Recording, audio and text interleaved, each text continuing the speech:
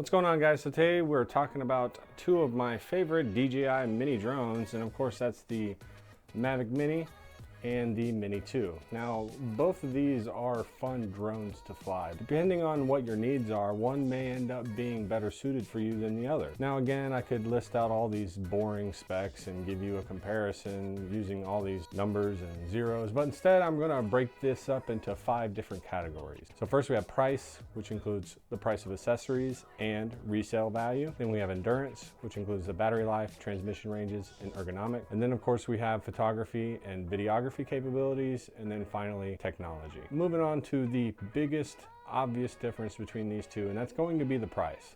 With the Mavic Mini being about a year old now, the price has gone down, and the most recent sale on Prime Day being $399 for the full-on Fly More combo kit. Also, with the release of the Mini 2, which is $50 more for the drone itself and $100 more for the Fly More combo than the Mavic Mini's very well put together kit, you see an increase in minis for sale. In fact, I looked at Facebook Marketplace, and a 500-mile radius shows a whole bunch of guys trying to offload those minis for probably way more than they should be asking for. At best, I'm giving a used Mini Fly More combo kit a $300 resale value, and the Mini itself about a $225 value. About half the price of a new Mini 2. So because of that, the Mini 1 does win in the resale value.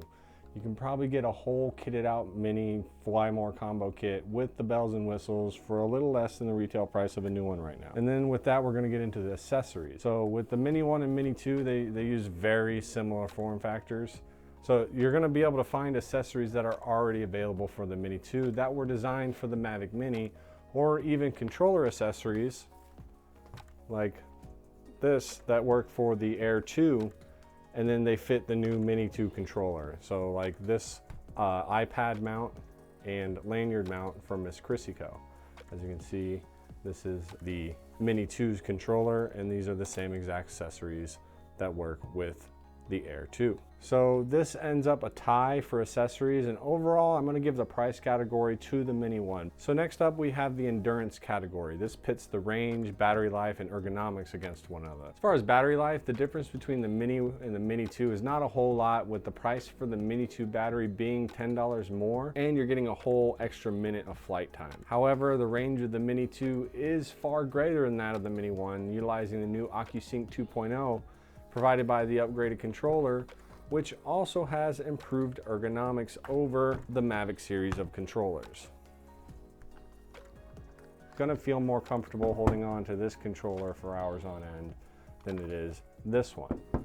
And some would probably say that the arrangement of the viewing screen on top of the controller is much easier to see than the bottom view from the Mavic series of controllers. I, for one, would love to see compatibility with the Mavic 2 Pro, but I'm sure we're going to see this design implemented further with the next series, probably the Mavic 3 Pro. So with all of that, the Mini 2 is going to sweep this category, winning in range, battery life, and improved ergonomics. Next, we get into photography. While the Mavic Mini is a very capable photography drone, the Mini 2 is just a little bit more. The sensors appear to be similar. The Mini 2 allows for raw photos to be taken and has more unlocked modes than the Mini 1 shipped with, including AEB, automatic exposure bracketing, a very useful tool for anyone who's serious about photography, and even panorama shots with hyperlapse to follow in the future. This puts the Mini 2 way ahead of the Mini 1 in the photography game.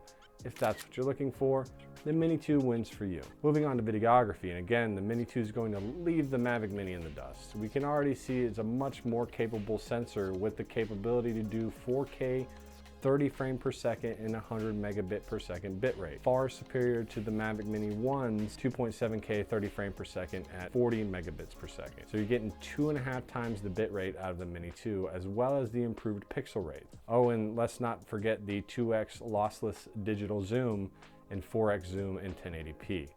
This gives the Mini 2 yet another edge in the competition, with the Mini 2 taking another category. Lastly, we have the technology category, which includes a lot of the features we've already talked about. The Mini 2 and the Mavic Mini have a lot of similar technology, both being sub 250 gram drones, but the Mini 2 is actually 242 grams by spec, allowing for an addition of some accessories without taking the Mini 2 over the 250 gram limit.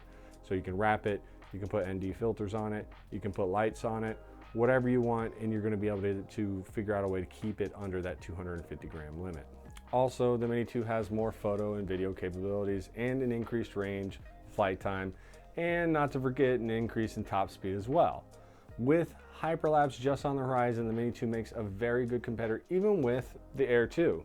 So coming close to a similar price point once you purchase the Fly More combo kit as the Air 2. With that said, I will say that I liked the Mini Fly More combo more. You got more bang for your buck with extra accessories that you have to purchase separately if you're going to get the Mini 2. The Mini 2 takes the last category, and we can wrap this up. So overall, the Mini 2 is the better buy. I think we all knew that going into this, but if price is the biggest factor in your decision, then going out and finding a used Mavic Mini will do just fine for you. One thing we lose sight of is that it doesn't matter how much technology or megapixels we pack into our drones. The most important thing is going to be that you're having fun, and if you're a content creator, the content will always matter more than the number of megapixels on the camera you're using. So with that said, the Mini 2 comes out on top in this head-to-head, but the Mini 1's still a very capable drone. So if you can find one cheap out there used, maybe with some accessories, and you can save yourselves a couple $100 and still have a really fun time. I had so much fun with the Mavic Mini 1, and if there's anything that I've learned picking up the Mavic Mini 2 is that, wow, I remember all that fun I used to have with the Mavic Mini 1. So I'm going to be able to get out there and fly even more now with my Mini 2 and still have a good time. Thanks for watching, guys. We'll see you next time.